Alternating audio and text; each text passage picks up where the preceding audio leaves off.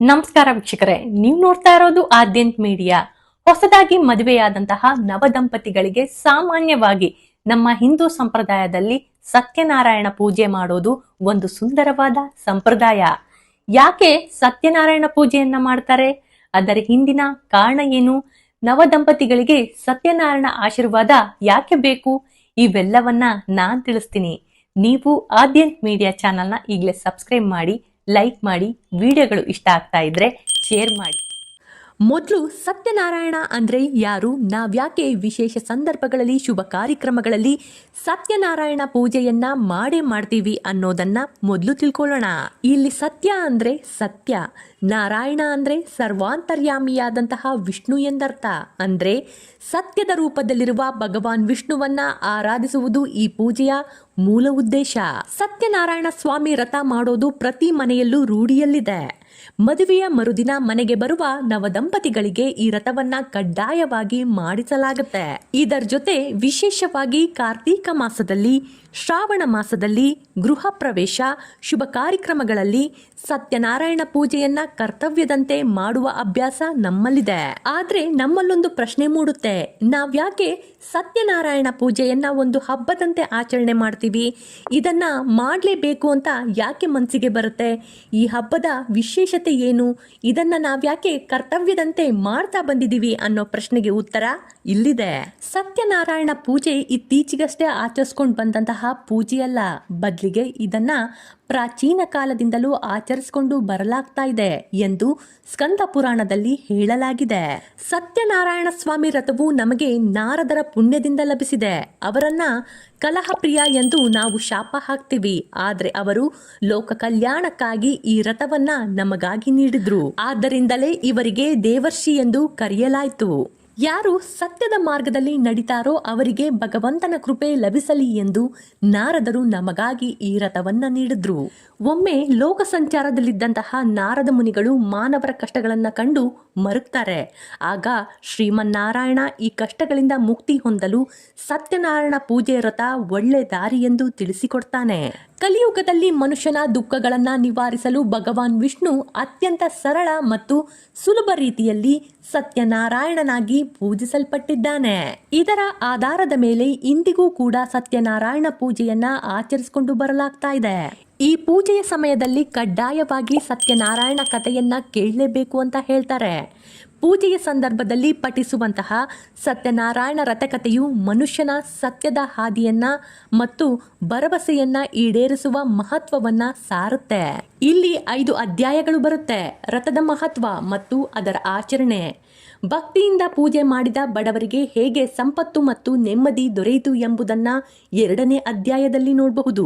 ಪೂಜೆ ಮಾಡೋದಾಗಿ ಹರಕೆ ಹೊತ್ತು ಮರ್ತು ಹೋದಾಗ ಅಥವಾ ಅಹಂಕಾರವನ್ನ ಪ್ರದರ್ಶನ ಮಾಡಿದಾಗ ಎದುರಾಗುವ ಸಂಕಷ್ಟಗಳನ್ನ ನಾವು 3ನೇ ಭಾಗದಲ್ಲಿ ನೋಡಬಹುದು.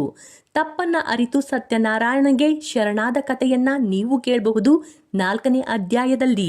ಭಕ್ತಿಯಿಂದ ನೀಡಿದ ಪ್ರಸಾದವನ್ನ ತಿರಸ್ಕರಿಸಬಾರದು ಮತ್ತು ಭಕ್ತಿಯಲ್ಲಿ ಮೇಲು ಕೀಳು ಎಂಬ ಭೇದ ಇರಬಾರದು ಎಂದು 5ನೇ ಅಧ್ಯಾಯ ತಿಳಿಸುತ್ತೆ. ಈ ರೀತಿ ಕತೆ ಮುಕ್ತಾಯವಾಗುತ್ತೆ. ಸತ್ಯವೇ ನಾರಾಯಣ ಅಂದ್ರೆ ಭಗವಂತನು ಸತ್ಯದ ರೂಪದಲ್ಲಿದ್ದಾನೆ. ಯಾರ ಮನಸ್ಸು, ಮಾತು ಮತ್ತು ಕಾಯಕದಲ್ಲಿ ಸತ್ಯ ಪಾಲಿಸ್ತಾರೋ ಅವರಿಗೆ ಭಗವಂತನ ಅನುಗ್ರಹ ಕಡ್ಡಾಯ ದೊರೆಯುತ್ತೆ ಎಂಬುದು ಈ ಕಥೆಯ ಸಾರಾಂಶವಾಗಿದೆ. ಸ್ಕಂದ ಪುರಾಣದ ರೇವಖಂಡದಲ್ಲಿ ಉಲ್ಲೇಖಿಸಲಾದ ಈ ಪೂಜೆಯು ಸತ್ಯವನ್ನ ನಂಬಿದವರು ಹೇಗೆ ಉದ್ಧಾರ ಆದ್ರು ಮತ್ತು ಅದನ್ನ ನಿರ್ಲಕ್ಷ್ಯ ಮಾಡಿದವರು ಹೇಗೆ ಕಷ್ಟಪಟ್ಟರು ಎಂದು ಈ 5 ಅಧ್ಯಾಯಗಳಲ್ಲಿ ವಿವರಣೆ ನೀಡಲಾಯಿತು. ಹಾಗಾಗಿ ಪೂಜೆ ಆರಂಭವಾಗುವಾಗ ಸಂಕಲ್ಪ ಮಾಡೋದು ಅಗತ್ಯ. ಇದು ನಿಮ್ಮ ಮನಸ್ಸಿನ ಇಚ್ಛೆಯನ್ನ ಮತ್ತು ಶ್ರದ್ಧೆಯನ್ನ ಭಗವಂತನಿಗೆ ಅರ್ಪಿಸುವ ಸಂಕೇತವಾಗಿದೆ. ಇನ್ನು ಹೊಸದಾಗಿ ಮದುವೆಯಾದಂತಹ ನವ ದಂಪತಿಗಳಿಗೆ ಯಾಕೆ ಸತ್ಯನಾರಾಯಣ ಪೂಜೆ ಮಾಡಿಸ್ತಾರೆ ಗೊತ್ತಾ? ಹೊಸ ಜೀವನಕ್ಕೆ ಕಾಲಿಡಲು ನವ ದಂಪತಿಗಳು ಸಕಲ ಸೌಭಾಗ್ಯಗಳಿಂದ ವಿಜೃಂಭಿಸಲು ಈ ಸತ್ಯನಾರಾಯಣ ಆಶೀರ್ವಾದ ಬೇಕು ಎನ್ನುವ ಕಾರಣದಿಂದ ಮೊದಲು ಸತ್ಯನಾರಾಯಣ ವ್ರತವನ್ನ ಮಾಡಲಾಗುತ್ತೆ. ಸಂಸಾರ ನೌಕೆಯಲ್ಲಿ ಎದುರಾಗುವಂತಹ ವಿಘ್ನಗಳು, ಕಲಹಗಳು ಮತ್ತು ದೋಷಗಳು ನಿವಾರಣೆಯಾಗಿ ದಂಪತಿಗಳ ನಡುವೆ ಪರಸ್ಪರ ಹೊಂದಾಣಿಕೆ ಇರಲಿ ಎಂದು ನಾವು ಈ ವ್ರತವನ್ನ ಮಾಡ್ತೀವಿ. ಜೀವನದಲ್ಲಿ ಸಿಕ್ಕಿರುವಂತಹ ಒಳ್ಳೆಯ ಸಂಗಾತಿ ಮತ್ತು ಹೊಸ ಆರಂಭಕ್ಕಾಗಿ ದೇವರಿಗೆ ಕೃತಜ್ಞತೆ ಸಲ್ಲಿಸಲು ಈ ಪೂಜೆ ಮಾಡಲಾಗುತ್ತೆ. ದಂಪತಿಗಳು ತಮ್ಮ ಹೊಸ ಬದುಕಿನಲ್ಲಿ ಸದಾ ಸತ್ಯ ಮತ್ತು ಪ್ರಾಮಾಣಿಕತೆಯಿಂದ ಇರಲಿ ಎಂಬುದು ಈ ವ್ರತದ ಮುಖ್ಯ ಉದ್ದೇಶ. ವಿವಾಹ ಅನ್ನೋದು ಜೀವನದಲ್ಲಿ ಒಂದು ದೊಡ್ಡ ಮೈಲುಗಲ್ಲು. ಅಂತಹ ಶುಭ ಕಾರ್ಯಕ್ರಮವು ಯಾವುದೇ ಅಡೆತಡೆಗಳಿಲ್ಲದೆ ಸುಸೂತ್ರವಾಗಿ ನಡೀತು ಎಂಬುದಕ್ಕಾಗಿ ದೇವರಿಗೆ ಧನ್ಯವಾದವನ್ನ ಅರ್ಪಿಸಲು ಈ ಪೂಜೆ ಮಾಡಲಾಗುತ್ತೆ. ದಂಪತಿಗಳು ಗರ್ಭಧರಿಸುವ ಮೊದಲು ಈ ವ್ರತವನ್ನ ಆಚರಿಸಬೇಕು ಎಂಬುದು ನಮ್ಮ ನಂಬಿಕೆ. ಯಾಕಂದ್ರೆ ಸಂತಾನ ಭಾಗ್ಯ ದೊರೆಯಲು ಆತನ ಆಶೀರ್ವಾದ ಬೇಕೇ ಬೇಕು. ಸಾಂಪ್ರದಾಯಿಕವಾಗಿ ಮದುವೆಯ ನಂತರ ನಡೆಯುವ ಈ ಪೂಜೆಯ ಸಂದರ್ಭದಲ್ಲಿ ಬಂಧು ಮಿತ್ರರನ್ನ ಕರೆದು ನವವಧುಗಳನ್ನ ಪರಿಚಯ ಮಾಡಿಸಿ ಊರಿನವರಿಗೆ ಊಟ ಆಗಿಸುವ ಸಂಪ್ರದಾಯ ನಮ್ಮಲ್ಲಿದೆ. ನಮ್ಮ ಹಿಂದೂ ಸಂಪ್ರದಾಯದಲ್ಲಿ ದೊಡ್ಡ ಕಾರ್ಯಕ್ರಮ ಅಂದ್ರೆ ಮದುವೆಯಂತಹ ಕಾರ್ಯಕ್ರಮಗಳು ನಿರ್ವಿಘ್ನವಾಗಿ ನಡೆದ್ರೆ ದೇವರಿಗೆ ಕೃತಜ್ಞತೆ ಸಲ್ಲಿಸೋದು ನಮ್ಮ ಪದ್ಧತಿ. ನಮ್ಮ ಮದುವೆ ಚೆನ್ನಾಗಿ ನಡೀತು, ಮುಂದಿನ ಜೀವನಕ್ಕೂ ನಿಮ್ಮ ಆಶೀರ್ವಾದ ಇರಲಿ ಎಂದು ದೇವರಿಗೆ ಕೃತಜ್ಞತೆಯನ್ನ ಸಲ್ಲಿಸುವ ಕಾರ್ಯಕ್ರಮವೇ ಸತ್ಯನಾರಾಯಣ ಪೂಜೆ.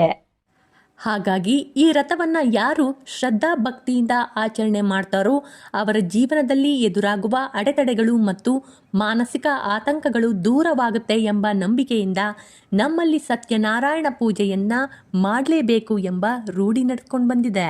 ಜೊತೆಗೆ ಗೃಹ ಪ್ರವೇಶ, ಮದುವೆ ಹಾಗೆ ಯಾವುದೇ ಹೊಸ ವ್ಯವಹಾರವನ್ನ ಆರಂಭಿಸುವ ಮೊದಲು ಈ ಪೂಜೆಯನ್ನ ಮಾಡೋದ್ರಿಂದ ಆ ಕಾರ್ಯ ಖಂಡಿತವಾಗ್ಲೂ ಯಶಸ್ಸನ್ನ ಕಾಣುತ್ತೆ ಎಂಬ ನಂಬಿಕೆ ನಮ್ಮಲ್ಲಿದೆ. ಇನ್ನು ಮನೆಯಲ್ಲಿ ಸತ್ಯನಾರಾಯಣ ಪೂಜೆ ಮಾಡೋದ್ರಿಂದ ಸುಖ, ಶಾಂತಿ ಮತ್ತು ಆರ್ಥಿಕ ಸಮೃದ್ಧಿ ದೊರೆಯುತ್ತೆ ಎಂಬ ಬಲವಾದ ನಂಬಿಕೆ ನಮ್ಮದು. ಈ ಒಂದು ವ್ರತದಲ್ಲಿ ಮಾತ್ರ ಸತ್ಯನಾರಾಯಣ ಪೂಜೆಗಿಂತ ಅದರಲ್ಲಿ ಬರುವಂತಹ ಕತೆಗೆ ಹೆಚ್ಚು ಮಹತ್ವವಿದೆ. ಕತೆಯನ್ನ ಕೇಳೋದ್ರಿಂದ ಕಷ್ಟಗಳು ದೂರವಾಗಿ ಇಷ್ಟಾರ್ಥಗಳು ಸಿದ್ಧಿಯಾಗತ್ತೆ ಎಂಬ ನಂಬಿಕೆ ನಮ್ಮಲ್ಲಿದೆ. ಪೂಜೆಯಲ್ಲಿ ದೇವರಿಗೆ ಅರ್ಪಿಸುವಂತಹ ಸತ್ಯನಾರಾಯಣ ಪ್ರಸಾದ, ಇದ್ರ ಬಗ್ಗೆ ಅಂತೂ ಮಾತಾಡಲೇಬೇಕು. ಯಾವುದೇ ಪ್ರಸಾದ ಇದನ್ನ ಬೀಟ್ ಮಾಡಕ್ಕೆ ಸಾಧ್ಯನೇ ಇಲ್ಲ. ಅಷ್ಟು ರುಚಿಯಾದಂತಹ ಪ್ರಸಾದ ಇದು ಸತ್ಯನಾರಾಯಣ ಪೂಜೆ ಬಗ್ಗೆ ಇರುವಂತಹ ಮಾಹಿತಿ ಆಗಿತ್ತು. ನನ್ನ ವಿಡಿಯೋಗಳು ನಿಮ್ಗೆ ಇಷ್ಟ ಆಗ್ತಾ ಇದ್ರೆ ಲೈಕ್ ಮಾಡಿ, ಶೇರ್ ಮಾಡಿ, ಸಬ್ಸ್ಕ್ರೈಬ್ ಮಾಡೋದನ್ನ ಮಾತ್ರ ಮರಿಬೇಡಿ. ಧನ್ಯವಾದಗಳು.